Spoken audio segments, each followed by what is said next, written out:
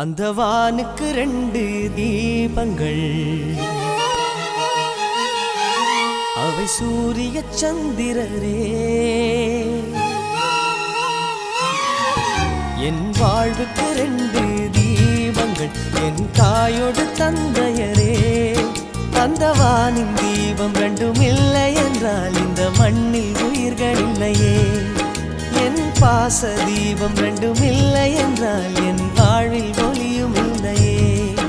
ஒரு தாய் தந்தை போலே உலகில் உறவில்லையே. தாய்தானே அன்புக்கு ஆதாரம், தந்தைதானே அறிவுக்கு ஆதாரம். அந்த வானுக்கு 2 தீபங்கள், அவை சூரிய சந்திரரே.